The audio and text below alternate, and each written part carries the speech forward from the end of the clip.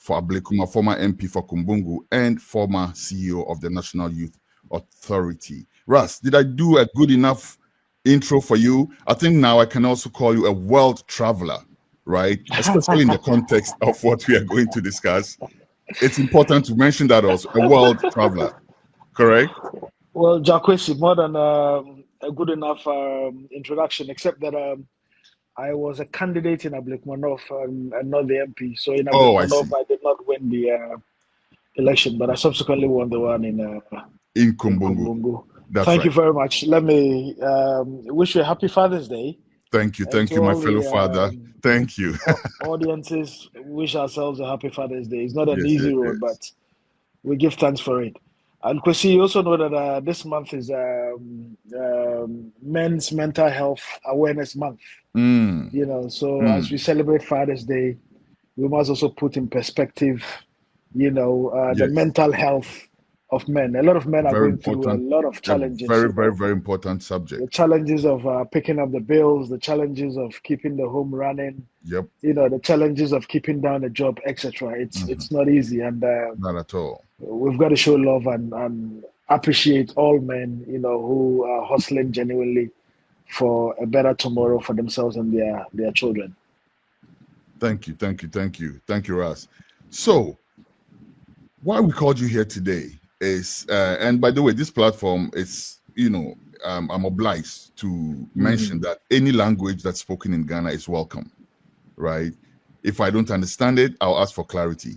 But of course, some of our audience would understand it. So if you feel like speaking any language at all, that Ghanaians or Africans for that matter understand, please feel free. But of course, the central, you know, language that we'll be using will be the English language, Ras. Let's start like this. I saw a Facebook post of yours, and I'm a very avid follower of your posts and of your, you know, world travels, you know, your culinary escapades and all of that.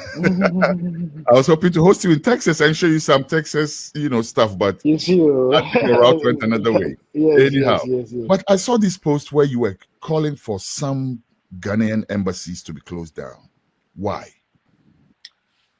Good question, Kwesi. And the simple reason is that our country can no longer afford the luxury of keeping embassies everywhere. And for that matter, we need to take a look at, you know, the circumstances of our people. You know, the fact that many of our countrymen and women up and down the country are suffering. The fact that women can't get hospitals, you know, can't get beds in hospitals. And I don't know whether you've had occasion in the last few years to visit rural Ghana, but clinics in rural Ghana is an eyesore, my brother.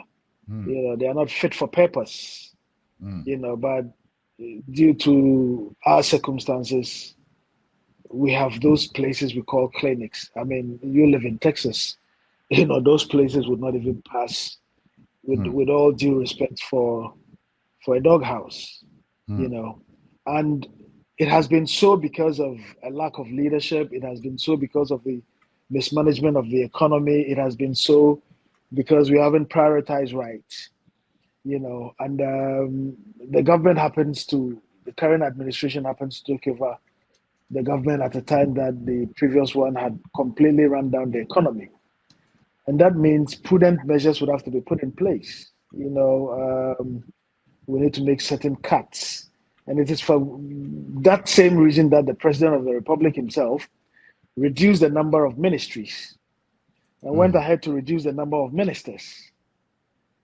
Also reducing the number of presidential staffers, just so, you know, Ghanaians can feel that, look, we are not in normal times. I mean, Mofanunku school, maybe I said rent crowd entry, also Okorichibum. A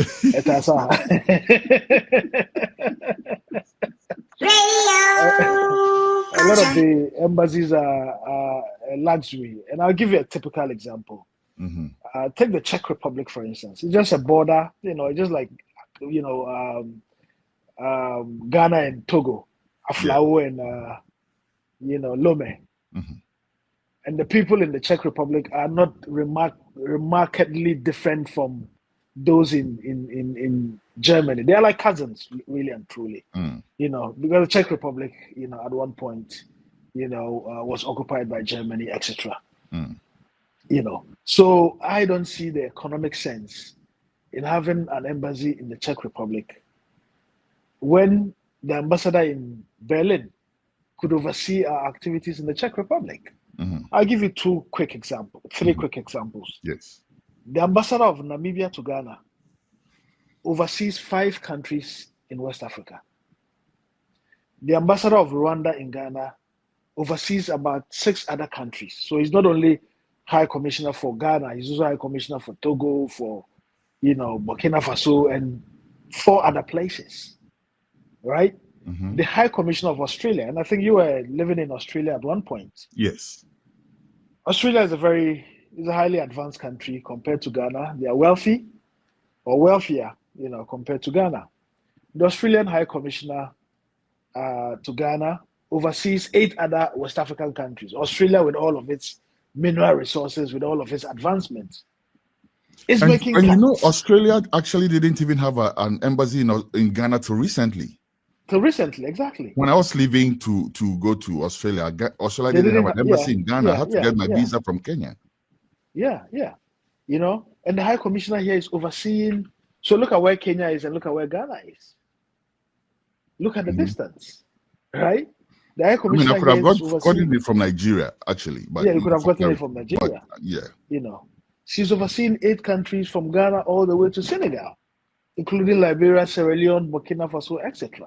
Mm-hmm. So I don't see a country where our kids can't even get textbooks to write in, and then we'll still continue to want to keep embassies when we can close down the embassies and save over $100 million. And because you live in America, $100 million is not, chicken change. So expand it for us. Do. Expand it for those of us who don't have any diplomatic insight or experience like that. What is the significance of the embassy in the first place? So if you look at the modern day diplomatic relations, which dates back to, and when I say modern, I mean dates back to the 15th century. Embassies were created, diplomatic relations were created, one, to foster trade relationship amongst countries, and also to encourage peaceful coexistence, because in those days there were a lot of wars and conflicts, and people wanted to put all of that behind them and be able to trade. All right, and trade became one of the key reasons for setting up embassies.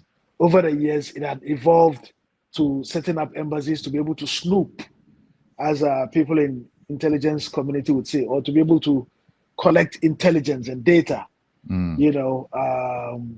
the country we are host of. And Iran is a typical example. When the US had an embassy in Iraq under Jimmy Carter, it was all for intelligence gathering than it was for the day-to-day diplomatic activity. Now the world has come a long way from that era. I mean, we set up embassies in Namibia, for instance, to encourage the Namibians and to foster relationship. We set up embassy in Zimbabwe to encourage our relationship with Zimbabwe, and the relationship we have with Zimbabwe. At one point, we were supporting them for their struggle for independence. We were supporting SWAPO. We were supporting Frelimo and many other ANC and many other independent, organizations across Africa. These countries have secured independence. We've moved from that era where we needed to demonstrate that these guys are our friends, especially at a time when we are trying to encourage regional integration, where we are breaking down borders and saying that, look, it doesn't make sense for Ghanaians to acquire visas to be able to travel to Egypt or Morocco and vice versa. We are all Africans, right? And so if you happen to be in this era, then you should know that in the spirit of regional integration, in the spirit of breaking down the barriers that Kwesi Broni created, because really and truly we are one people as Africans. So wouldn't that be a reason? Because that's the thing, though.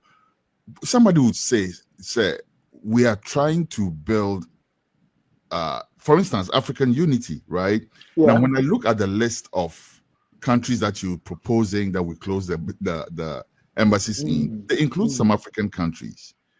Yeah. Would this inure to the benefit of Africans? Like, would this contribute to African unity rather than take away from it? Absolutely. Why I mean, close down we are embassy? not we are not severing ties. We are not breaking Mm, relationships. It's different when we are severing ties. When you say, I don't want to do something with you in okay. protest. I don't want to talk to you in protest. But this one, we're saying that given our circumstances, given the economic difficulties, Yeah. we can't continue to, rent, homes for the ambassadors and stuff, and we're paying them in dollars, euros, or pounds. It costs us so much, to keep these embassies running. And I think the savings Instead of from doing that, Ras, some have also proposed that shouldn't the embassies be tasked with generating income to sustain them? Because why should government be in Ghana and be paying dollars to as rent? Can't the embassy that's there with all the visa fees, all the I heard Okucheto Ablakwa the other time saying that he was going to give his ambassadors, like some targets that they have KPIs, that they key have performance indicators. basically that they have to reach, right? And some of that should be generating income, marketing Ghana in such a way that it generates income to keep the embassy alive. Wouldn't that be a better idea? Well, marketing Ghana, yes, but you don't need to keep an embassy to be able to market Ghana. No, but I'm saying, instead of closing it down, wouldn't it be a better idea to task the embassy with generating income to sustain it so that the burden does not fall on the central government back at home? So one of the things they can do is to encourage, the people of the country they are being hosted in to come to Ghana for a visit, right? But I'm saying you don't even need to do that. You don't need to keep an embassy to encourage people to come to your country for a visit. I mean, Ghanaians go to Jamaica. Jamaica doesn't have an embassy here. Ghanaians go But to imagine if they did, you were in Australia. You went to Australia at the time Australia didn't have an embassy in Ghana, but you heard about Australia. You knew about Australia, and you're able to go.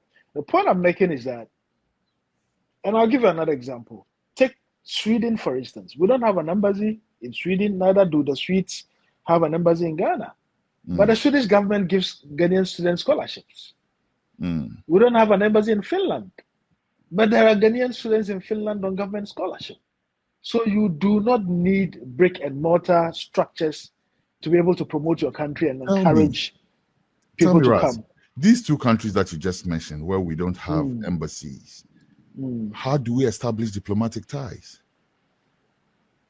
No, so there are a raft of things you can do. That is why you have envoys. That is why you have, in diplomatic terms, what they call consul generals, who are not necessarily the staff of the Ministry of Foreign Affairs, but they are, Ghanaians doing well in the ambassadors at large. The ambassadors at large, etc. You have ministries that have deputies. People should get up from their desk and actually, do the heavy lifting and get things done. And there are very innovative ways of generating revenue for the country, without having Ghanaians pay a lot. I mean, you live in Texas. You don't just park anywhere. You get fined. I mean, on traffic violations alone, Ghana can raise a lot of revenue. That's right. To build roads, to build schools, to build hospitals, And so we've got to be innovative. And I'm sure you've probably put up a building in Ghana. And I can bet you paid your plumber, you paid your carpenter, you paid your mason or whoever worked on your house cash. And they took the money. That's an income. But they don't pay taxes on the income. That's right. Yet they use public roads. Probably their kids are in secondary school, which is subsidized, public secondary school. There are so many different avenues. One I was proposing recently. Look at the number of people who walk around Ghana calling themselves actors, right? Who want to be recognized as such. Imagine if the School of Performing Arts was offering, because listen, I drove Uber in New York for a while. I had to take a course to drive Uber. I had to take a course and get a certificate, a TLC certificate, right? Exactly. Imagine if all these people were taking courses at the School of Performing Arts and getting some type of certification? Look, not to cut you, Kwesi. I interviewed somebody who owns tracks. He owns about a Ghanaian who owns about 11 tracks. He lives in Atlanta, Georgia. And he tells me, in spite of the fact that he knew how to drive a truck in Ghana, when he came, he had to, go back to school to be trained on how to drive a truck in the US. And pay. All right? That's the important part. So revenue generation. I interviewed somebody in Sweden last year who knows how to drive. As a matter of fact, who's a mechanic. To drive a taxi in Sweden, he needed to go back to school. Yeah. And after some time, he wanted to drive a bus. Ordinarily, you would say that, a taxi driver knows how to drive, so to make a bus. But he had to go back to school. I mean, it's a requirement. It's a sine qua non. It's a requirement. It's a prerequisite. Yeah. So Ross, for driving a bus. All right. So let's.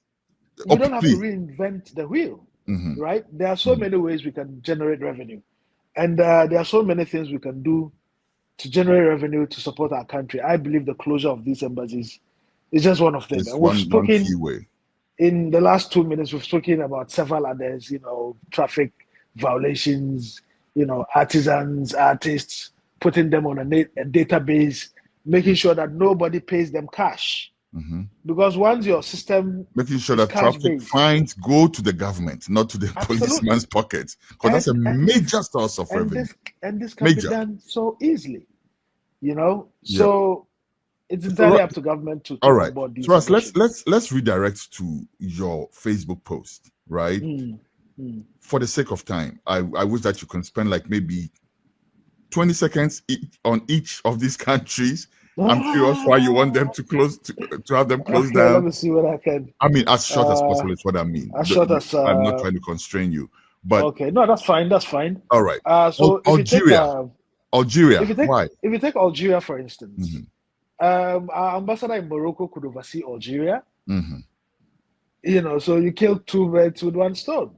Okay, and we already have a solid embassy base in Morocco. Okay, good or point. Egypt. Okay, Austria, and whilst we are at Algeria, which is North Africa, you don't need an ambassador in Libya. I mean, Libya currently, unfortunately, is not in a good state. But if you have an ambassador in Libya, the ambassador in Morocco can look after Libya as well, or your ambassador in Egypt can look after Libya and Algeria.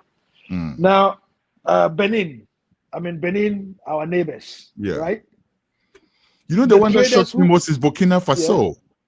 Okay, like, why does it shock you? Why does it shock you? Because they are really good allies. We are brothers. Like, we're not even cousins. We are brothers if you really check it out. Yes. And so that is the more reason why we don't even need an embassy there. Do you need permission to go to your brother's house? You don't. But you see, I think that the embassies play more roles than what we've looked at so far. Okay, so I would address that issue. Okay, go ahead. On trade and on security. Yes. On trade and also on diplomacy, just on pure ties. I'll come there. Come there as well. On trade, the people who go to Burkina Faso to buy goods and the Burkinabes who come to our country have no interaction whatsoever with the embassy in Ghana and the embassy in Ouagadougou. That's a fact. That's true. On security, there are stealthier ways of, harnessing intelligence than, what we're doing. Up an embassy. Of course, we want to combat border crime. So you get drones, aerial surveillance. Okay, you retrain your police officers and your immigration officers to gather real intelligence instead of setting up an embassy that costs you a lot more. All right. So what about the sheer symbolism of it, though? What about the proud red, gold, and green flying in Ouagadougou? What use is symbolism when kids in my constituency, can't get textbooks to write in? What use is symbolism when there are fewer? Suppose that that's the only thing that can be cut to address that. And I'm suggesting that we could, for instance, ask the embassy in Ouagadougou. There's a trade bid. There's a commerce or economics bit, there's a security bit, and as I've touched on all of them, as far as I'm concerned, there's absolutely Burkina in any case don't need visas to come to Ghana. Neither do we need visas to go there. Okay, so the visa section is even redundant. But with the Now you come to AES now, that could change though, Ras. With the With what? AES, in the exception of the AES, that could change. No, that would not change because of ECOWAS protocols. They're not part of the ECOWAS anymore, so that could change. No, so they formed their own alliance. Yes. I mean, ordinarily ECOWAS was supposed to expel them. ECOWAS has not expelled them from ECOWAS because they are talking to them to bring them in. But I'm saying, even if they were to stay out, I mean, what use would it be to actually ask Burkinabes to apply for visas to come to Ghana? I'm Dagomba. I speak Dagbani. If you go to Burkina Faso, one of the major languages is Mosi. I mean, if a Mosi man speaks, I understand the language. I mean, but for Wiki Akusi Bruni, who had drawn a line in our respective countries, it's just one continent, one people. Exactly.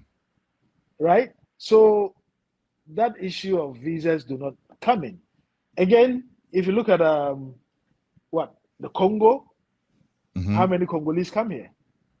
The embassy in Congo was set up for the symbolism of it. Like, we need to foster integration, but now we've gone past that era. Let me throw this in real quick, please. Let me throw this in so you can, direct your answer along those lines. Kwame Nkrumah and the whole idea of African unity, spearheading it and all that. Yeah, I believe this may be the reason why one of the reasons set why up embassies. he set up embassies in as many of the African countries as he could. Now we're still trying to keep our role as a key figure, right? If not, a leading in the African liberation struggle. Don't you think we should keep these embassies in the light of that? No, you see, the world has moved so fast. You remember what happened during COVID? Now we're doing this interview via what? Video link.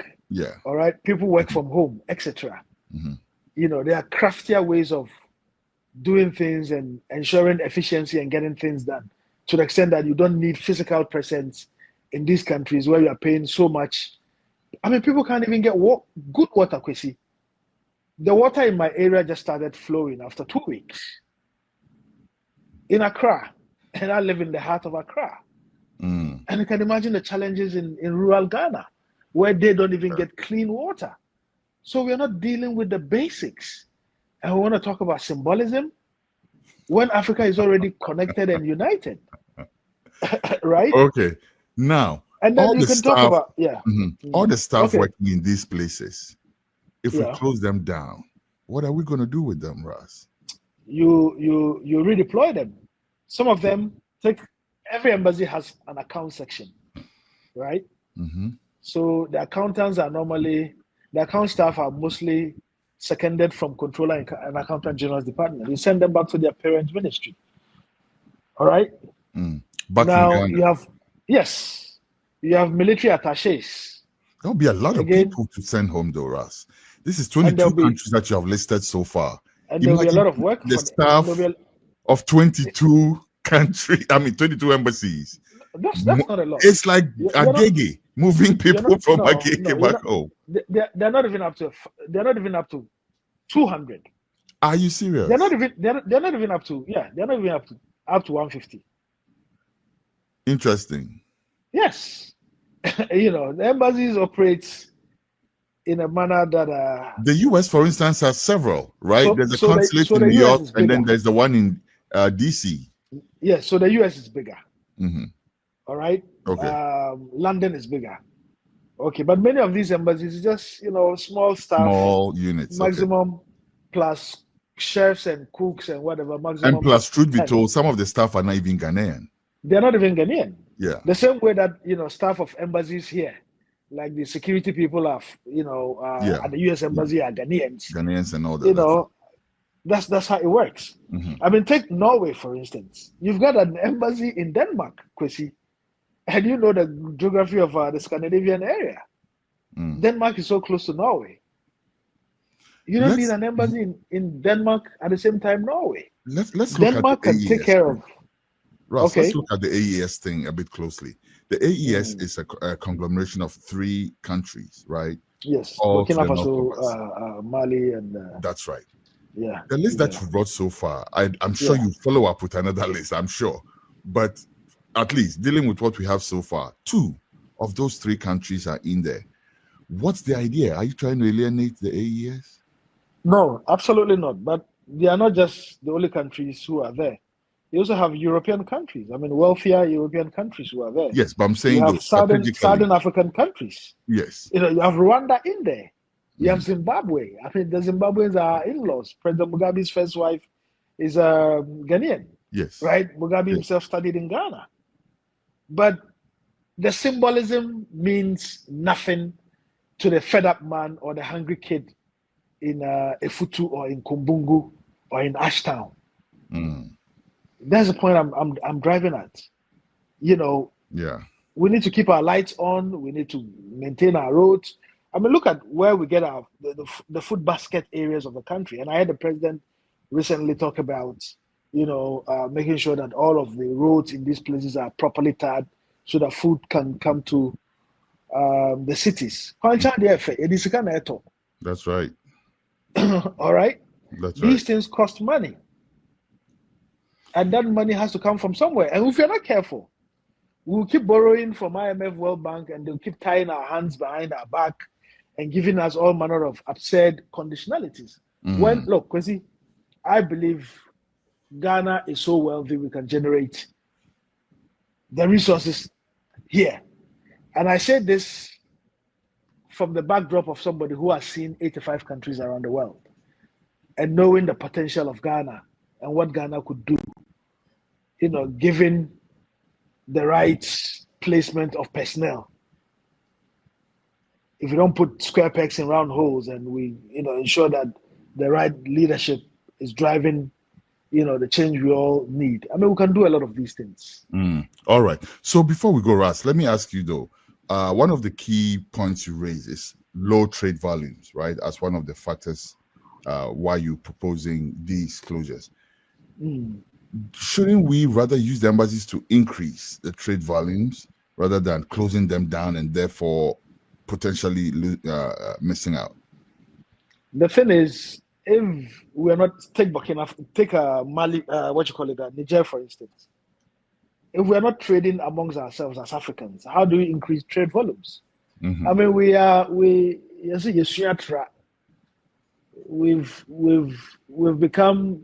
we've acquired a terrible taste for everything foreign, right? To the extent that we are not trading amongst our neighbors properly. And instead we are trading from faraway places. Absolutely nothing wrong with that. But when there are global economic crises, it affects you monumentally. COVID hits and borders are closed and you're in trouble. Cocoa prices plummets, oil prices plummets or goes up and you're in trouble. Gold prices goes down and you're in trouble. So we need to have innovative ways of reaching out to what do we have that Niger needs and what does Niger have that we don't have. These are the kind of thinking that should go into our policies. What does Rwanda have that we need? Take Morocco, for instance. Morocco is a leading producer of fertilizer in Ghana. I would expect that the Ministry of Agric by now would have been engaging the Moroccan authorities to set up a fertilizer plant in Ghana so that we don't just buy fertilizer from Morocco or from Russia or somewhere else, but we are setting up plants here and creating jobs. Okay? Take Norway, for instance. The Norwegians are good with oil and gas, right? We leverage on that. A lot more better than just, doing the way going about things the way we go about them. Somebody was arguing when I made this post that, but Burkina Faso gives us a lot of tomatoes. And I'm like, aren't you even ashamed that Burkina Faso, with the terrible climate conditions, is a country that gives you tomatoes? You should be ashamed. That's a Ghanaian. You should be embarrassed. I just noticed something. All the countries bothering us are on your Mm. list, except for Togo. Why do we need an embassy in Togo? Well, Togo might have been an oversight. Mm. So we don't need an embassy in Togo. We don't need an embassy in Burkina, certainly not an embassy in the Ivory Coast. We don't. As a matter of fact, we don't, and we should stop paying rent and put that money into good use and build more, water stations for our people and build more classrooms for our kids. The kids Mm. are the future. If the kids Okay. can't get textbooks to read from, we're in trouble, Kwesi. Have you also identified certain countries where we need embassies but don't have any? Well, so what I've done is to say that, look, in a place like the US, I mean, there's a lot of activity going on between Ghana and the US, military agreements, etc. You want more Americans to come to Ghana to bolster tourism. So you may want to you may want to have more personnel. You may even have one, consulate at the East Coast, one at the West Coast. Basically. No, you know, seriously, so because that somebody imagine doesn't if have I to. needed to renew my passport right now. The Mm, consulate is all the way in DC. And DC DC, to New York really is not that far compared to, DC and Texas to Texas. Yes, DC. yes, So yes, yeah, yes, it could be a good idea to have another. I agree with you to have a third embassy, or consulate or whatever here yes, in the yes, US. yes. Absolutely. That Mm. is the spirit with which to look at it. And the reason why I'm particularly interested in the US is because the US. I mean, Americans travel a lot, as you know. I mean, after every year they want to go on vacation, so you need people to come and spend their money in your country. They'll sleep in hotels, they will pick cars, they will buy food, they will buy artifacts. It's bolstering the local economy. But more than just for people to come and go. And this is me veering into tourism, which is one of my passionate areas. Because see, Ghana receives averagely 1 million tourists a year. Majority of them are North Americans. Majority of them are African Americans. And the reason why they are African Americans is because of the history of slavery. They want to come and see Cape Coast, etc. Mm-hmm. It's about 11 hours from New York to Accra. By the time the tourist arrives, he's already tired. All right. So he goes to Cape Coast. It takes him another 4 hours traffic to go to Cape Coast. Why don't you do choppers? Invite private sector, right? 20 minutes, Accra, they're already in Cape Coast. Mm-hmm. You are relieving the tourist of stress. So the tourist has more money and more energy to look at other places, Kakum National Park, go to Mount Afajato, go to Ashanti region, go to Volta region, etc. So what do you mean when you say choppers? Helicopters. Okay, let's Accra, clarify that. Cape Coast. Mm-hmm. That is one. Number two, because majority of the people who come are African Americans, you don't just want them to come and go. You should have a program where they are actually coming to invest in your country. So you roll out a program, and I've heard, government sound on that citizenship by investment. Mm-hmm. A lot of African Americans are discriminated against. A lot of them, the average African American has seen police harassment in their lives. So they want a place where they can belong, where they can call home. What? They've got 401k. Even if you tell them you're charging them $100,000 to get a Ghanaian passport to move back to Africa, Kwesi, you could raise $30 billion just like this. I mean, do 100,000 US dollars by, say, 100,000 African Americans. It runs into billions of dollars. That's right. And this is not rocket science. Even countries in Europe are doing citizenship by investment. Portugal, Greece, etc. Countries in the Caribbean are doing it. Because you see, events globally are changing. Once upon a time, we depended, and we still depend heavily on cocoa, gold, etc. But every now and then, the prices of these commodities go down. Mm-hmm. And when they do go down, it affects us badly. So you don't want to be caught with your pants down. You need to be creative and bring in measures to generate revenue to build your country. Thank you very much, Ras Mubarak. Before we go, slightly off tangent. Oral and what's going on? What's your impression? Sorry, I didn't get that because there was a break in the link. So I'm saying, well, first of all, I'm thanking you very much. But I said before we go, slightly off tangent question. Oral, Operation Recover All Loot, and what's going on? What's your impression? Well, I mean, so far so good. I've been very appalled by the levels of corruption we've witnessed in the past administration. I mean, you see one man, he's bought what, 20 houses or the other day. How many days? Don't quite you see some, one girl, NSS, millions of Ghana cedis. You have an opportunity to serve your country, Kwesi. It's not everybody who gets that opportunity. Yes. And if our forebears had behaved the way we are behaving today, yesterday, there wouldn't have been anything for us to come and meet. If the Nkrumahs and the Echampons hadn't made sacrifices, we wouldn't have had a country called Ghana. Nkrumah left the presidency without a house. And the only house that he had, I don't know whether you know this, Kwesi, which is Peduasi Lodge, today's Peduasi Lodge, which was given to him by market women. Market women are here. Nkrumah ended up donating it to the state. Back to the state. He donated it back to the state. That is how selfless the man was. And today, what do we see? Every young kid wants to get into politics because it's the quickest way to make money. It's the quickest way to, get an SUV and drive around and make some filthy money. I mean, we've got to seriously also introduce civics and patriotism back into school from the basics, from the school level, because just like charity, patriotism starts from home. And so if we don't teach them in the schools and in our various homes, the kids would grow up with it, and they would think today we have normalized stealing, in the public sector, and everybody's in on it. Kwesi, how did we get there? Where are the auditors? Because before these monumental levels of corruption could have happened, all the procurement and the PVs and whatever that were being generated had to pass through audit, internal audit and external audits. That's right. What were the auditors doing? And so it's not just the politicians who are stealing, but the public servants as well.